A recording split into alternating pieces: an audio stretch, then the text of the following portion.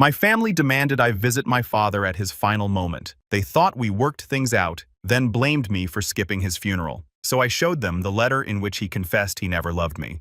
I'm writing this here because it's a heavy burden, and I don't even know where to begin. I'm trying not to spiral, but this has been building up for a long time, and I no longer know the right path. I'm married, I own a small business, and I'm doing well. You think I should be over all that childhood crap by now, but here I am, almost feeling physically sick at the thought of facing the man who has been the root of most of my trauma. And now, my whole family is pressuring me to see him one last time. My father is dying stage for cancer plus various other health problems. The doctors say he might have a couple of months left, maybe less. He's in and out of the hospital, and apparently he's asking to see me. I haven't seen this man in over a decade. To be clear, my father emotionally, verbally, and mentally abused me for years. It wasn't just a few bad arguments or teenage angst. It was my entire childhood. I was the oldest son, and for some reason he made me his personal punching bag. Not physically, but sometimes I wonder if that would have been easier than what I went through. Everything I did was wrong. My tone, my clothes, my grades, even when they were perfect, my interests. He constantly tore me down. He called me weak, dramatic, lazy, selfish, stupid. "You'll never be a real man," was his favorite line. Meanwhile, my 3 sisters were angels to him. He adored them. Everything they did, he applauded. Same with my mother. He had a charming side with them. He could be funny, affectionate, even loving. But with me, it was as if I were an unwelcome guest in his life. When I was 17, a few days after I graduated from high school, he kicked me out. I still don't fully understand why. He said something like, "You're a man now, act like it." My mother tried to reason with him, but she was always more of a peacemaker than a protector. I left with my clothes and my laptop. That was it. My only option was to go to a friend's place and wait until I could move into my college dorm. I had some money saved from odd jobs, but it wasn't much. Fortunately, I got a partial scholarship to the university, and that basically saved me. I've done well for myself since then. I graduated, started my own business. I met an incredible woman who became my wife. I must admit, I used to resent my mother and sisters too. I didn't understand how they couldn't see what was happening, how they let him treat me that way. It took me years to let go of that resentment and rebuild my relationships with them. My oldest sister Sutton was the only one who truly saw what was happening. She remembers how he used to belittle me at dinner or find ways to humiliate me in front of guests. We had a long talk a couple of years ago, and for the first time she apologized, not because she was part of it, but because she saw it and didn't know how to stop it. The 2 younger ones, Kennedy and Parker, I don't blame as much. They were kids and never really witnessed the worst of it. They got the good dad version. So of course their reality is skewed. My mother is more complicated. She's loving, but she was passive from most of my childhood. She knew what was happening, but was more concerned with keeping the peace than protecting me. But that's the past, and now we're in the present. My father is dying, and he wants to see me. He's been asking for me. My mother, my sisters, even my uncle have told me he's mentioned my name several times. He says he wants to talk to me. What does that mean? Is it some kind of apology? A deathbed repentance? Or is he just scared of dying without showing he's a changed man? The problem is, I don't care. I don't care if he dies without seeing me. I'm not a heartless person. I just feel nothing for him. No anger, no sadness, nothing. The man dying in that hospital bed may share my DNA, but he is not my father in any meaningful sense of the word. Not to me. But of course my family doesn't see it that way. My mother and younger sisters have been calling, constantly begging me to go just once. They say it would give him peace to rest, that it would give them peace that he's not the same man. I'm sorry, but people don't change after their mid-60s just because their body is giving out. You can't spit on someone for decades and then ask them to wipe your tears when you're afraid to die. My wife Monroe has been incredible about it. She told me she'll support whatever I decide.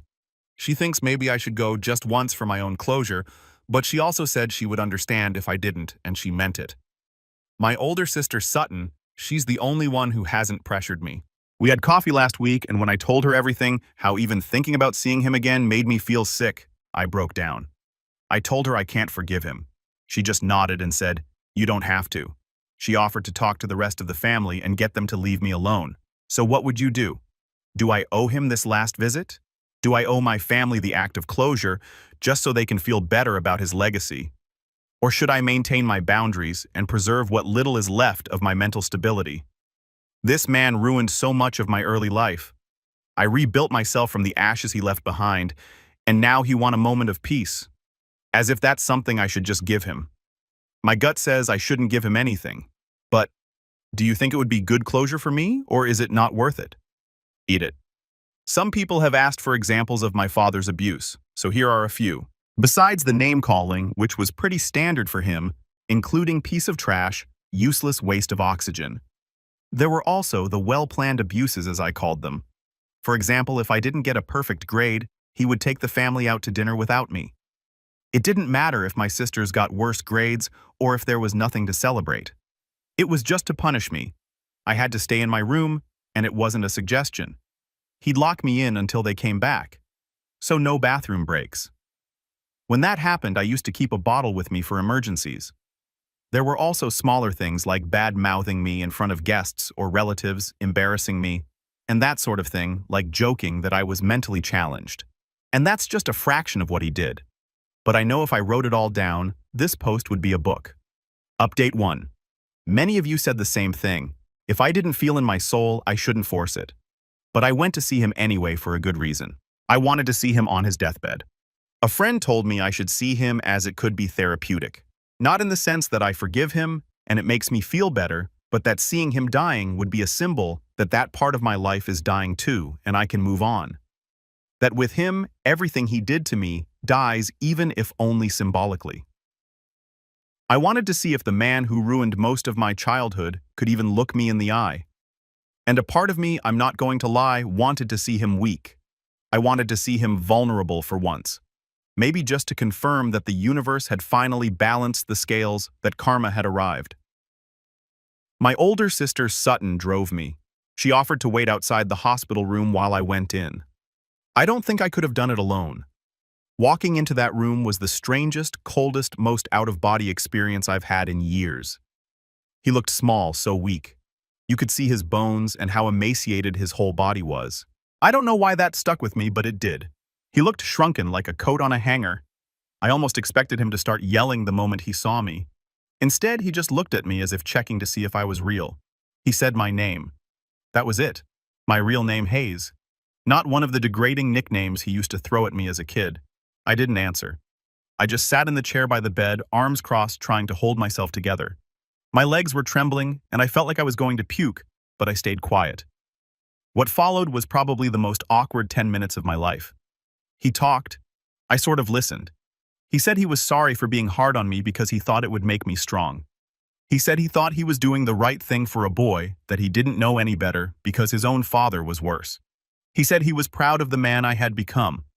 I didn't say a word, not a single one. At one point, he started crying tears that seemed real. That was the part that got to me. Not because I felt bad for him, but because I didn't. It was like watching a stranger cry in front of me and expecting me to do something. I just stared at him. Eventually, he finished talking and asked if I could forgive him now that he had so little time left. I told him no. I know not many will agree with what I said next, but I wasn't going to be nice to him just because he's dying. I told him I was glad he was dying and that he wasn't going to get any peace of mind from me because I had no interest in giving it to him. I told him he was a bad father. My mother called me the next day crying. Apparently, he told her the visit meant everything to him. He said I forgave him, which is hilarious because I didn't. It wasn't even close. I literally didn't use the word forgive once. But now that's the story. He made peace with his son. And here's the twist. He told everyone, I've been getting messages from uncle's cousins, even my childhood neighbor, all congratulating me for being the bigger man and healing. Some even said things like, you're a good son, couldn't be prouder. I never said anything to him about healing. I never told him I loved him. I never hugged him. I sat there like a stone, said my piece, and then walked out. And yet somehow he has spun this story. And now everyone else believes I've given him this perfect ending. It's not like I care. He knows the truth. And he'll spend his last seconds of life thinking about that. If the rest of the world thinks I forgave him, I care very little. As long as it means they stop bothering me, all the better. My younger sisters are over the moon calling it a miracle. My mother keeps saying how happy she is that our family is now whole again. This works for me, and it works for them. Telling the truth now would only bring me more drama. I told my older sister everything, and she's furious about our father's lie. She knows what I said and didn't say because I called her immediately after the visit and told her word for word. She already tried to set the record straight with my mother. Oh, I didn't ask her to, but it wasn't well received. My mother said something like, "Just let it be. Why ruin what little time he has left? The only thing that matters to me now is knowing he dies, knowing how I truly feel about him." Update 2. Well, it happened the funeral. I didn't go. I knew it was going to get ugly with the family, but I wasn't prepared for how ugly it actually got. I thought maybe people would be quietly disappointed, passive-aggressive at worst. But no, this turned into an all-out family war against me. Let me back up a bit. A few days after my last update, my father passed away. My mother called me at 3:00 a.m. to let me know. I didn't say much, just okay. And then I went back to sleep. She didn't ask if I was going to the funeral. She just assumed I would. The truth is, I had already made my decision before that call, before the hospital visit. And after the visit, after everything that happened, the way my father twisted the narrative, I wasn't going to be a part of it. I no longer cared. The first person I told was my wife. She nodded and said, "Then that's that." I married well. Then I called my older sister Sutton. She wasn't surprised, just asked if I was sure. I told her I was. She thanked me for letting her know before the day of, so she could brace for the fallout. She was right. The funeral was scheduled for Sunday morning. On Friday, I sent a short message in the family group chat that I usually keep on mute unless it's an emergency. I wrote, "Hi everyone, just writing to let you know that I will not be attending the funeral. I appreciate you thinking of me, but I've already made my peace in my own way. Please understand and respect my decision." And that was it. The silence lasted about 2 hours before the storm began. My youngest sister Parker was first. "What? You visited him and now you're skipping the funeral. You gave him hope and now you do this." Then the middle sister Kennedy jumped in. "This is really disappointing, Hayes. He loved you in his own way. He cried after he saw you. You have no idea what that meant to him. I can't believe you disrespect his memory like this." And then my mother, "You're still angry. I get it. I failed you in some ways too, but please don't let your bitterness define you. He's not here anymore. Whatever he did can't hurt you now. Can't you just let him rest?" I didn't reply because I didn't think any of it deserved a response. I didn't check my phone again until Sunday night. When I finally did, my older sister had messaged me directly. She warned me things had gotten heated. Apparently after the service, someone asked where I was, and my mother said he couldn't face it. He's not ready yet. That sparked a whole side conversation among relatives. Cousins I barely know, aunts and uncles I haven't spoken to in years, who started speculating that I must have had some kind of secret conflict with Dad right before he died. One cousin even asked my wife's sister if I was mentally okay. That part was what bothered me the most. Now come the broken one, the unstable one, the problem. No one says maybe he had a good reason. No one says let's ask what really happened during his childhood. They just talk about how cold I've become, how I've pulled away from the family, how I changed since the wedding. You know, the wedding my father wasn't invited to. I know this sounds trivial, but here's the worst part. I saw the funeral pictures on Facebook. Someone posted an album. There's one picture in particular, my mother and sister, standing in front of the casket, their cheeks tear-streaked, but holding hands with a caption, "A man who loved his family with everything he had. We will carry his strength and teachings with us forever." Teachings. Teachings on how to be a bad father.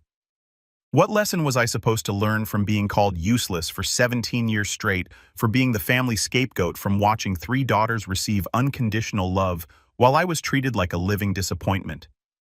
And now they're calling him the strong one. This afternoon, I got a message from my aunt, my father's younger sister.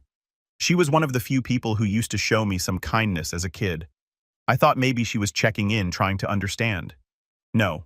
She wrote, "I don't know what happened between you and your father, but I watched my brother fight to stay alive for his family. He asked for you. He cried for you, and you denied him one last kindness. Maybe you'll regret that one day. or maybe you won't. But I just want you to know that to many of us, you're the one who turned his back on blood. That one hurt more than I expected. Not because it was true, but because she should have known better. She was there. She saw how he treated me. Maybe not all of it, but enough. I wanted to reply. I really did, but I didn't. Instead, I blocked her number and left the family group chat. I'm done playing this game.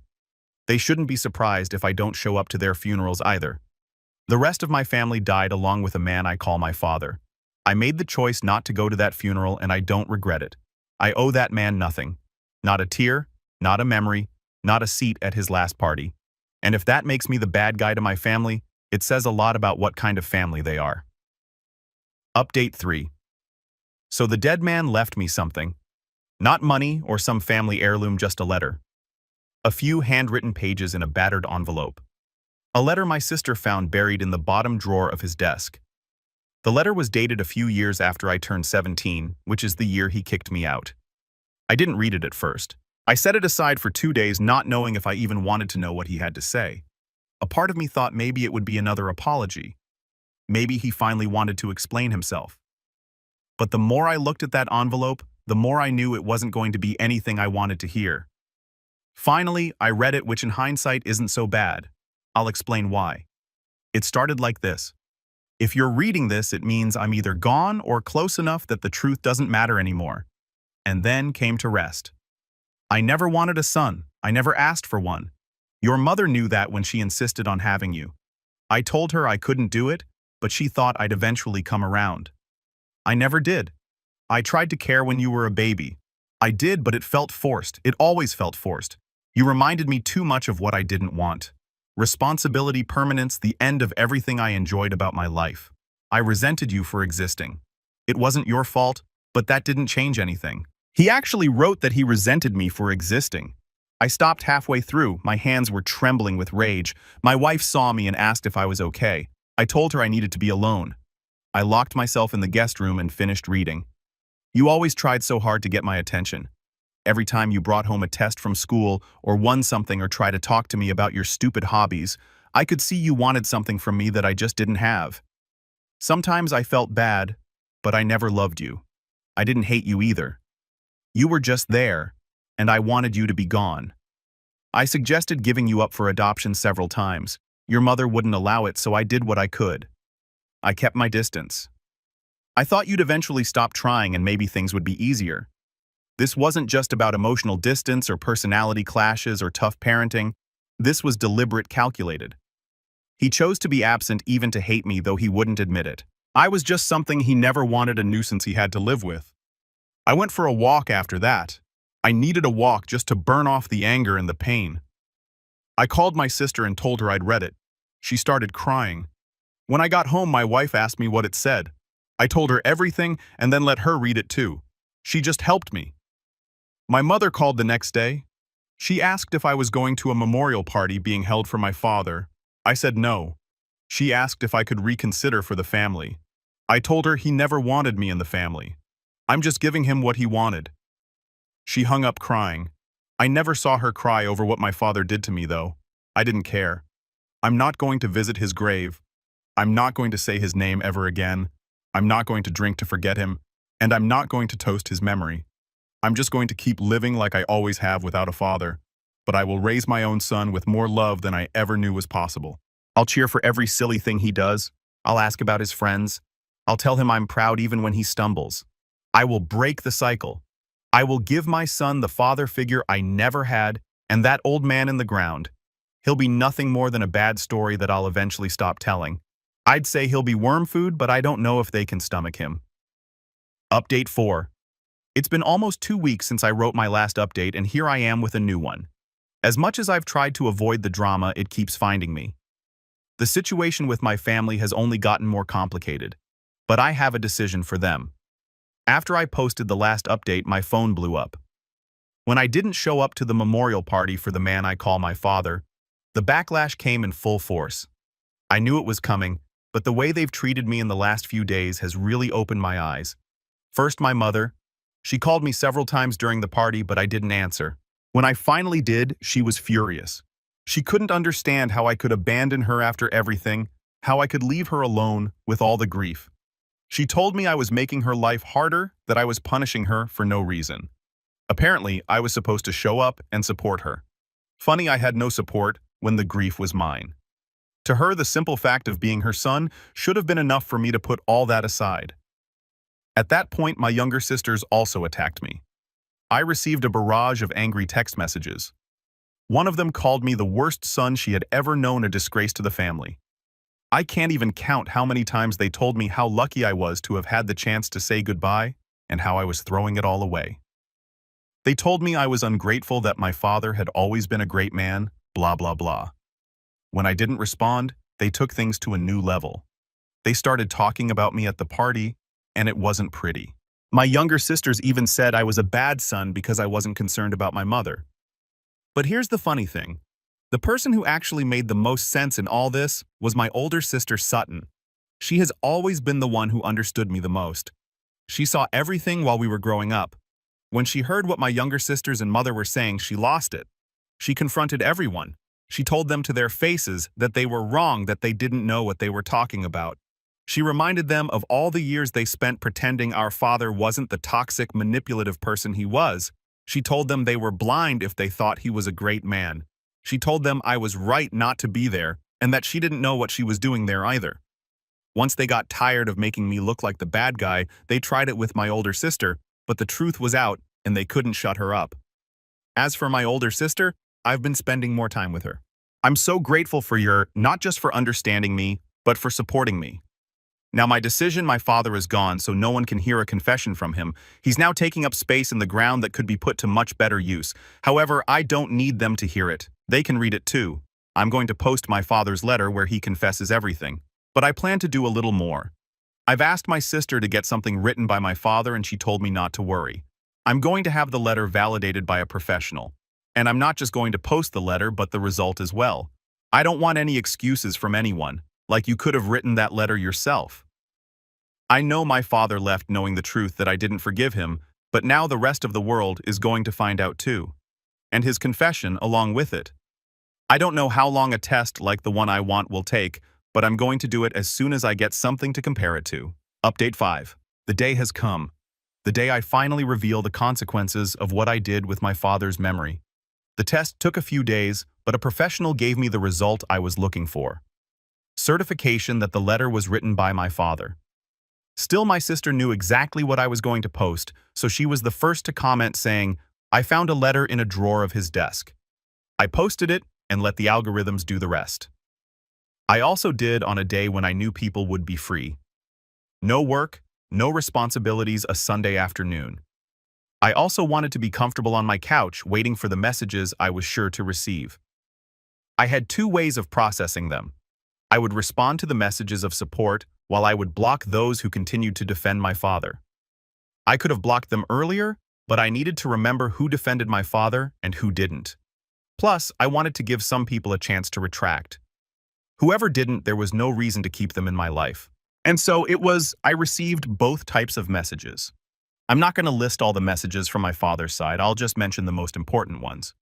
Those were from my mother and my younger sisters. Not only that, they also wrote to my older sister for supporting me, blocked on the spot with who knows what else to say, but now they can keep it to themselves because no one is going to read it. People have been reading their comments on my post, but the responses were so bad that they ended up deleting them. I've done everything I had to do, and I don't think I'll update again. My mother or sisters might look for ways to contact me or write that I'm the bad guy for what I did, but at this point, I don't care. I'll just block them or call the police if they try. And they know it because my older sister has told them.